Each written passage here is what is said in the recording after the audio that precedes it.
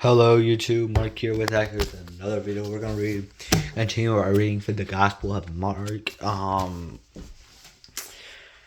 Let's get straight into it, but let's go. A prophet without honor. Jesus left there and went to his hometown, accompanied by his disciples. When the Sabbath came, he began to teach in the synagogues, and who heard him were amazed. Where did man get these things? They asked. What this wisdom that has been given him?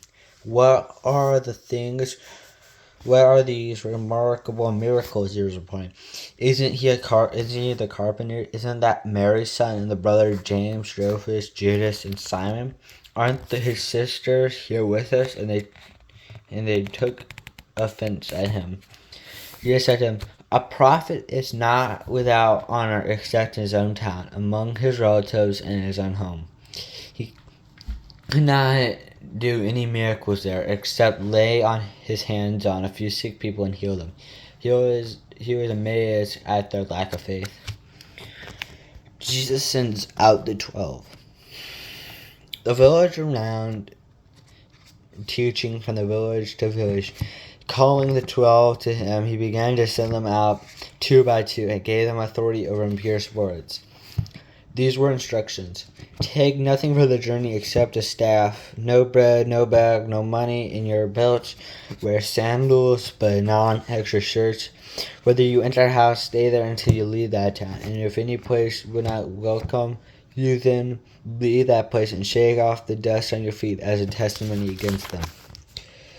They went out and preached the people should repent. They drove out many demons, anointed many sick people with oil, and healed them. John the Baptist beheaded.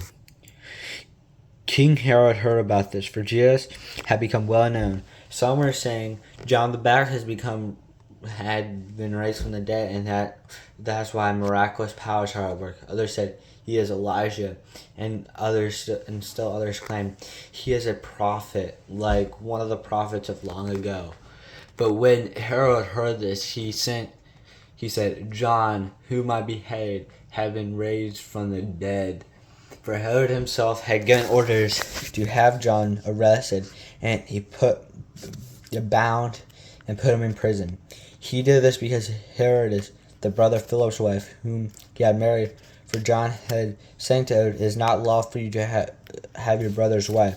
So Herod nourished a grudge against John and wanted to kill him, but he was not able, because Herod feared John and protected him, knowing that him to be righteous and a holy man.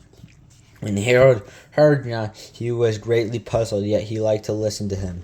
Finally, the opportune time came. On his birthday, Herod gave a banquet for his high officials and military commanders and the leading men of Galilee. When the daughter of Herod came and danced, she pleased Herod at his dinner request. The king said to the girl, "Ask for me anything you want, and I'll give it to you." And he promised with an oath, "Whatever I ask, I give you up to half my kingdom." She went out and said to her mother, "What shall I ask for?" "The head of John the Baptist," she answered. And once the girl hurried to the king and requested, "I want to give me right now the head of John the Baptist on a platter." The king was greatly distressed. Because of his oath and his dinner guests, he did not want to refuse her, so he immediately sent an executor with orders to bring John's head. The man went, beheaded John in the prison, and brought back his head in a platter. He presented it to the girl, and she gave it to her mother. On the hearing of this, John's disciples came and took his body and laid it in a tomb. Jesus feeds the 5,000. The apostles gathered around Jesus and reported him that all they had done and taught. Then, because so many people were coming and going that they did not even have a chance to eat, he said to them, "Come to me by yourselves to a quiet place and get some rest."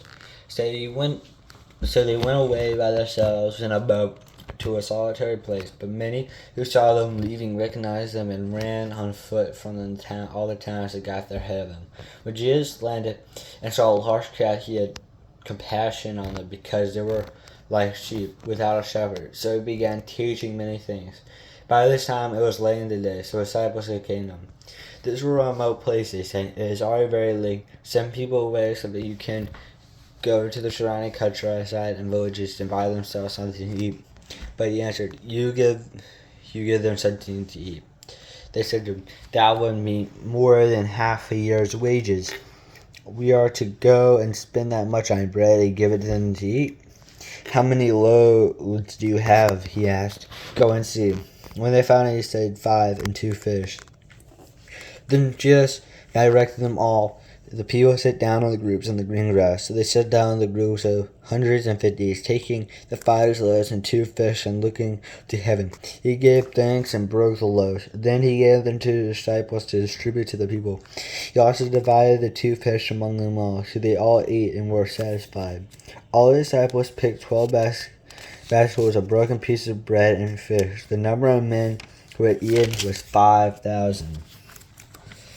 Jesus walks on water. Immediately, Jesus made his disciples get into a boat to go ahead with him to Bethsaida. While he dismissed the crowd. After leaving him, he went on the mountain to pray. Later that night, the boat was in the middle of the lake, and he was alone on land. He saw the disciples straining at the oars because the wind was against them. Shortly before dawn, he went out to them, walking on the lake. He was about to pass on the lake. They thought he was a ghost. They cried out because they saw him and were terrified. Immediately he spoke to them and said, Take courage, it is I. Do not be afraid.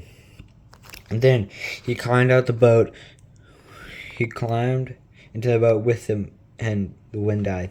They were completely amazed, for they had not understood about the loaves. Their hearts were hardened. When they crossed over, they landed at Gennesaret and anchored there. As soon as they got out of the boat, people recognized Jesus. They ran throughout the whole region and carried the sick on mats and wherever they heard he was. And wherever he went into villages, towns, or countrysides, they placed the sick in the marketplace. They begged him to let them touch even the edge of his cloak. And all who touched it were healed. The word of the Lord for the people, Lord. Thanks be the Lord. Hope you have a great day, and see you tomorrow.